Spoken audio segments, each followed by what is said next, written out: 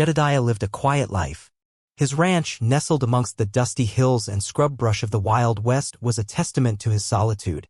The wind whistled through the empty spaces of the house, a constant reminder of his late wife, Martha. He missed her laughter, her gentle touch, the simple joy of sharing a meal.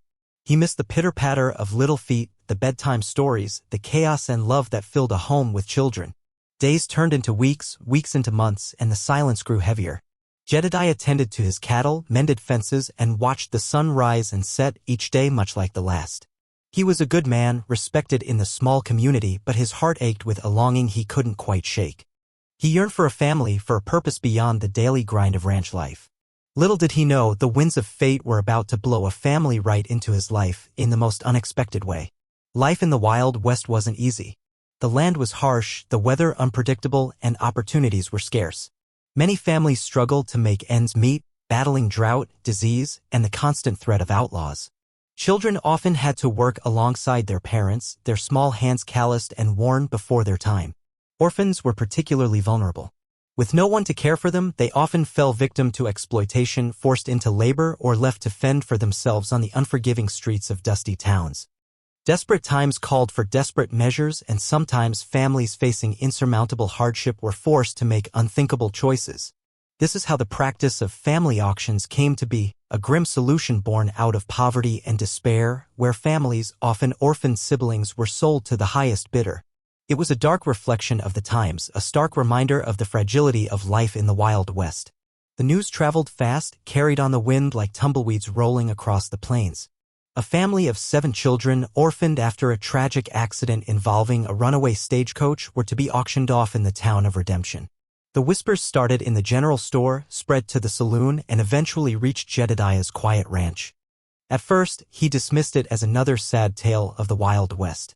He'd heard similar stories before, tales of hardship and loss. But this one felt different.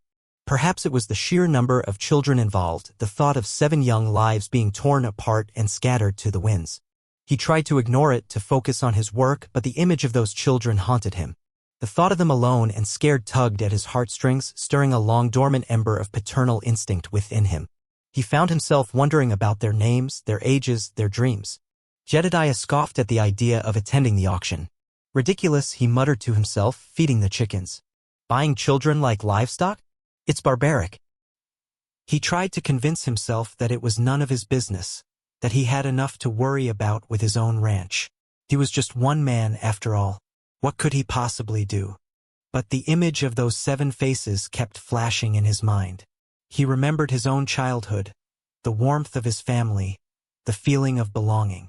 He couldn't bear the thought of those children growing up without that. As the days passed, the internal battle raged within him.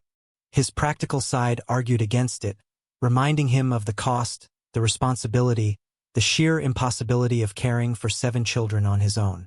But his heart, his lonely, aching heart, whispered a different story. Finally, he made a decision.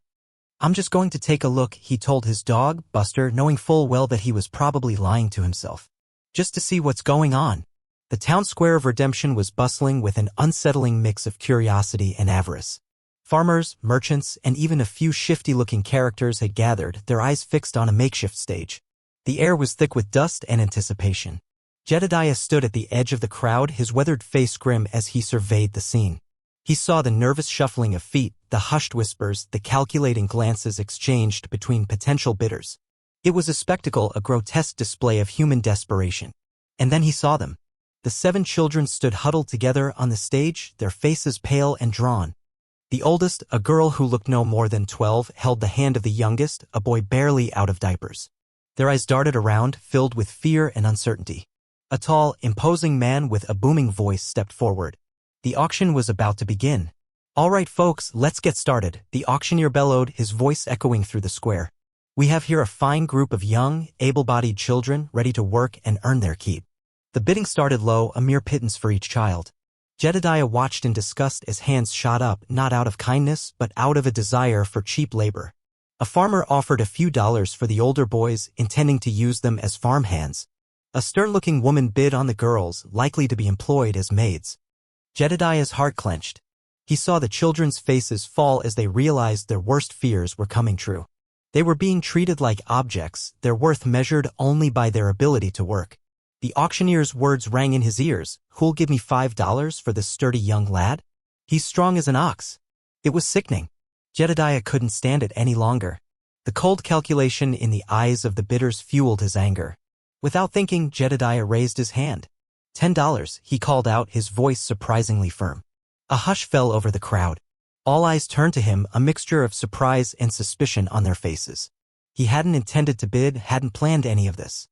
It was a spur-of-the-moment decision, driven by a surge of protectiveness he couldn't ignore. He saw the children's eyes widen, a flicker of hope igniting within them. He knew he couldn't back down now.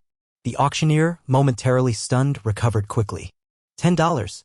Do I hear 15? A gruff voice from the back of the crowd boomed, 15. It was Caleb Stone, a ruthless rancher known for his harsh treatment of workers. Jedediah felt a chill run down his spine. He knew Caleb wouldn't offer the children a loving home. He'd only exploit them. This was no longer just about compassion, it was a battle for the children's future. The bidding war escalated quickly. $20. Jedediah countered, his voice trembling slightly. 25. Caleb Stone sneered, his eyes narrowed. The price climbed higher and higher, each bid fueled by Jedediah's determination and Caleb's greed. Jedediah knew he was spending money he didn't have. Money he had saved for a rainy day. But he couldn't stop. He looked at the children, their faces etched with anxiety, and he knew he had to keep fighting. He pictured them working under Caleb's cruel hand, their spirits broken, their lives miserable. He couldn't let that happen. He had to protect them, even if it meant sacrificing everything he had. The auctioneer's voice droned on. $30. Do I hear 35? $30, going once, going twice. Jedediah took a deep breath and shouted, 35. The crowd gasped. This was getting serious. Caleb Stone's face was red with fury. He hadn't expected this kind of resistance from the old widower. He wanted those children, and he wasn't used to being denied. $40, he roared, his voice shaking with anger. Jedediah hesitated. He was running out of money. He knew he was being reckless, but he couldn't give up now. He looked at the children one last time, their eyes pleading, their hopes pinned on him. He closed his eyes, took a deep breath, and shouted, $50. It was all he had left. The crowd was silent, stunned by Jedediah's desperate bid. Caleb Stone glared at him, his face contorted with rage. He knew he was beaten. He couldn't justify spending that much money on a group of children. Fine, he spat, they're all yours. The auctioneer slammed his gavel. Sold. To Jedediah for $50. A wave of murmurs rippled through the crowd. They couldn't believe it. Jedediah, the quiet, unassuming widower, had just spent almost all his money on a family of orphans. Some whispered in admiration, others in disbelief, and a few with thinly veiled contempt. Jedediah, however, barely noticed. He was too focused on the children. He slowly approached the stage, his heart pounding in his chest. He felt a mix of elation and terror. What had he done? How was he going to care for 7 children? Doubt gnawed at him, but he pushed it aside. He had made a promise, and he intended to keep it. The children stood frozen, their eyes wide with a mixture of hope and apprehension. They didn't know what to expect from this stranger who had just bought them. They only knew he was their only chance. Jedediah knelt down, bringing himself to their level. He wanted to appear less intimidating, more approachable. His voice, rough from years of solitude, softened as he spoke. "Hello," he said gently. "My name is Jedediah. I know you're probably scared, but I promise you, you don't have to be. I'm going to take you to my ranch. You'll have a warm bed, plenty of food, and a safe place to call home." He offered the oldest girl, Sarah, a reassuring smile. "What are your names?" he asked, his eyes filled with kindness. Sarah hesitated for a moment, then spoke in a small voice. "I'm Sarah," she said, clutching the hand of her younger brother. "This is Thomas, and these are Mary, Elizabeth, Samuel, Ruth, and little David." Jedediah nodded, memorizing each name. "It's nice to meet you all," he said. "Let's go home." He extended his hand, and after a moment's hesitation, Sarah took it. The other children followed, their small hands reaching out to him, their faces slowly beginning to relax. The journey back to Jedediah's ranch was quiet. The children, still unsure of their new situation, mostly kept to themselves. Jedediah sensed their apprehension and didn't push them to talk. He let them observe, let them process. He pointed out landmarks along the way, a soaring hawk, a herd of wild horses, a field of wildflowers.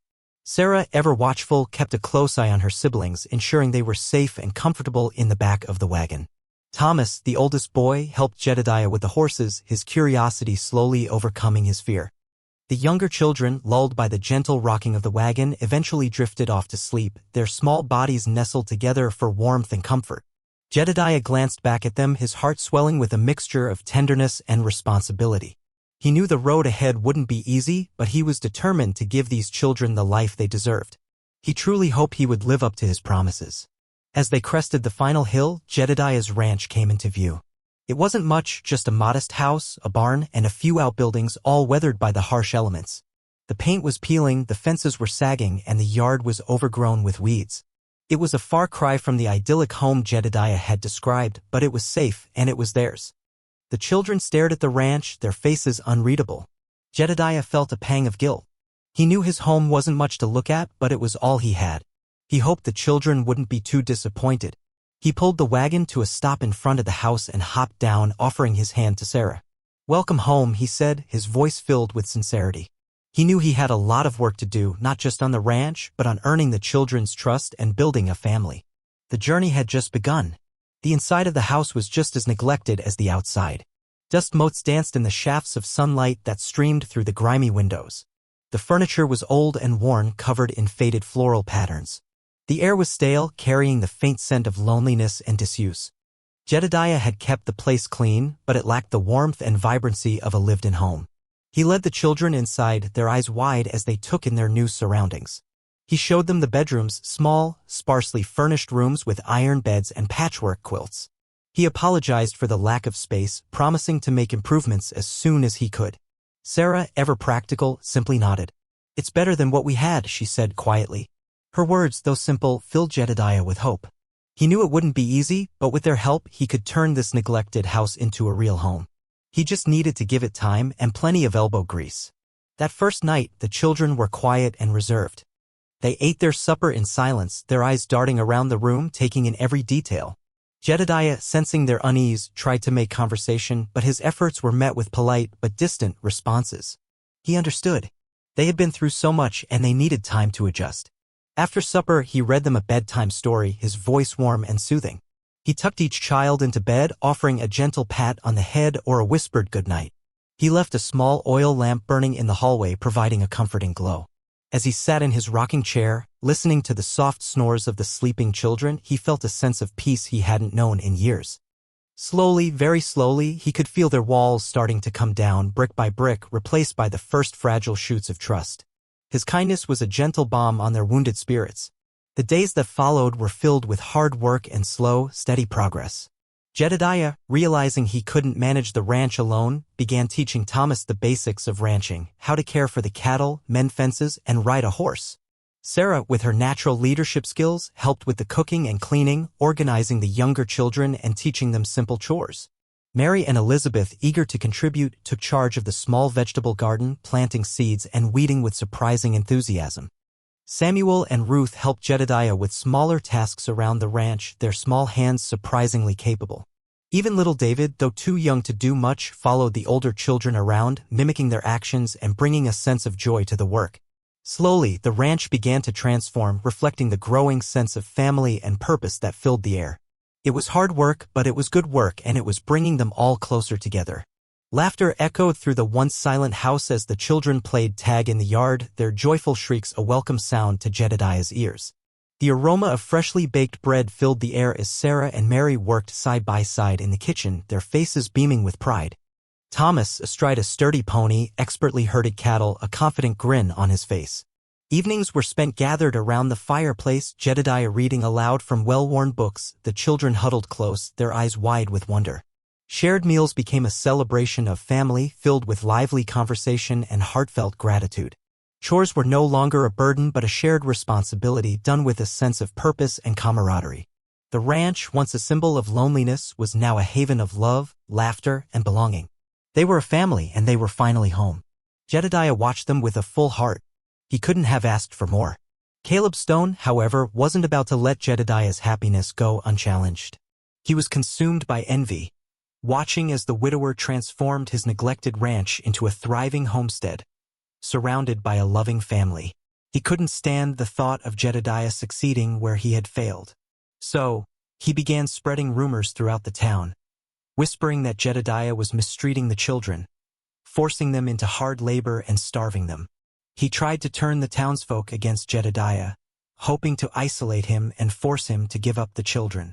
He even went so far as to sabotage Jedediah's well, poisoning the water supply and threatening the ranch's livelihood. Caleb was determined to make Jedediah's life a living hell, all out of spite and envy. He underestimated the strength of the bond that had formed between Jedediah and the children.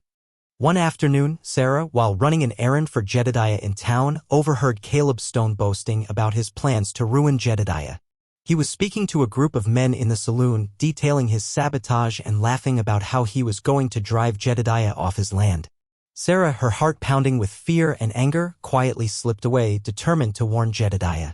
She raced back to the ranch, her breath coming in ragged gasps. She found Jedediah tending to the horses and quickly recounted what she had heard. Jedediah listened intently, his face growing grim. He wasn't surprised by Caleb's actions, but he was worried about the safety of the children. He knew he had to do something to protect them, but he didn't want to resort to violence. He needed a plan, and he needed it fast. Sarah's quick thinking had bought them some time. That evening, Jedediah gathered the children around the kitchen table. He explained the situation, emphasizing that they needed to be smart and resourceful to outwit Caleb. He asked for their ideas, encouraging them to use their individual skills and knowledge. Thomas, with his newfound ranching expertise, suggested they could use the cattle to their advantage. Sarah, with her sharp wit and understanding of people, proposed they could spread false rumors to confuse Caleb. Mary and Elizabeth, with their knowledge of plants, offered to create a harmless but convincing poison to scare him. Even little David, with his innocent charm, had a role to play. Jedediah listened to their ideas, piecing them together into a clever plan that would not only expose Caleb's wickedness but also protect their ranch and their family. They were a team and they were ready to fight back. The plan was set in motion the following day. Thomas, using his knowledge of cattle trails, cleverly diverted Caleb's herd into a muddy ravine, causing them to be temporarily stranded. Sarah, meanwhile, spread rumors that Caleb's prize bull had contracted a mysterious illness, scaring away potential buyers at the upcoming livestock auction. Mary and Elizabeth, with David's help, placed harmless but foul-smelling plants near Caleb's water supply, making it appear as though his well had been poisoned. The culmination of their efforts came during the town's weekly market day. Jedediah, with the children by his side, publicly confronted Caleb, presenting evidence of his sabotage and exposing his malicious intentions to the entire town. The townsfolk, witnessing Caleb's cruelty and Jedediah's unwavering kindness, turned against him. Caleb, humiliated and defeated, was forced to leave town, his reputation ruined. The children cheered, their victory a testament to their teamwork and Jedediah's leadership. Witnessing Jedediah's unwavering kindness and the children's resilience, the townsfolk of Redemption experienced a change of heart. They realized they had misjudged Jedediah and the children, swayed by Caleb's lies. They saw the love and care that permeated the ranch, the hard work, and the growing sense of community. Guilt-ridden, they began to offer their support. Farmers donated food and supplies, merchants offered discounts on goods, and skilled craftsmen volunteered their time to help repair the ranch. The women of the town organized a quilting bee, creating warm blankets for the children. The townsfolk's generosity was overwhelming, a testament to the power of kindness and the strength of the human spirit. Jedediah and the children were no longer outsiders, they were an integral part of the community. With the help of the townsfolk and their own tireless efforts, Jedediah and the children transformed the ranch into a thriving and welcoming place. The house was repainted in cheerful colors, the fences were mended, and the yard was filled with blooming flowers. The barn was repaired and the cattle were healthy and well-fed. The vegetable garden flourished, providing them with fresh produce. Jedediah even built a small chicken coop, providing them with eggs. The ranch became a symbol of hope and resilience, a testament to what could be achieved with hard work, kindness, and community support. It was a place where everyone felt welcome, a place where love and laughter filled the air. Jedediah, watching the children thrive, knew he had made the right decision. He had given them a home, but they had given him so much more in return. He had a family, and that was all that mattered. But Jedediah wasn't content with just improving his own little corner of the world. He believed that every child deserved an education, a chance to learn and grow. So, he decided to use his remaining savings, combined with the generous contributions of the townsfolk, to build a schoolhouse. not just for his own children but for all the children in the area. The decision shocked the Wild West. In a time when education was a luxury and many children were forced to work from a young age, Jedediah's act of generosity was unheard of. Some questioned his sanity, wondering why he would spend his money on something that wouldn't directly benefit him. But Jedediah knew that education was the key to a better future, not just for the children, but for the entire community. He envisioned a future where everyone had the opportunity to reach their full potential, regardless of their background or circumstances. This school would be a cornerstone of that future. The schoolhouse, built with love and dedication, became a beacon of hope for the entire region. Families, drawn by the promise of education and a better future for their children, began to flock to Redemption from miles around. The town experienced a surge in population, bringing new businesses, new opportunities, and a renewed sense of optimism. The schoolhouse became the heart of the community, a place where children learned not only reading and writing but also values like kindness, compassion, and respect. It was a place where everyone was welcome, regardless of their background or social standing. Jedediah's act of generosity had transformed Redemption from a dusty, forgotten town into a thriving center of learning and community. He had given them a future and they would never forget it. The school bell became a symbol of hope. Jedediah was no longer the lonely widower haunted by the ghosts of his past. He was a father, a mentor, and a pillar of the community. He found fulfillment in watching the children learn and grow, in seeing their smiles, in knowing that he had given them a second chance at life. He became a respected figure in Redemption, sought after for his wisdom and his unwavering commitment to his community. He spent his days working on the ranch, teaching the children new skills, and volunteering at the schoolhouse. He attended town meetings, advocating for the needs of the community. He was a man transformed, his heart overflowing with love and purpose. He finally understood what it meant to be truly happy, to be part of something bigger than himself. His life was complete. The emptiness he had felt for so long was gone, replaced by a sense of belonging and fulfillment that he had never thought possible. The sun dipped below the horizon, painting the sky with hues of orange, pink, and gold. Jedediah sat on the porch of his ranch house, surrounded by his family. Sarah leaned against his shoulder, reading aloud from a book. Thomas sat at his feet, sharpening his knife. Mary, Elizabeth, Samuel, Ruth, and little David played in the yard, their laughter echoing through the twilight. A warm glow bathed their faces, symbolizing their happiness and the triumph of kindness over adversity. Jedediah smiled, his heart overflowing with love and gratitude. He had started with nothing but loneliness and a few dollars, but he had built a family, a community, and a legacy of hope. He had shown the Wild West that even in the darkest of times, kindness and compassion could prevail. He closed his eyes, content. He was home and he was surrounded by love. The end.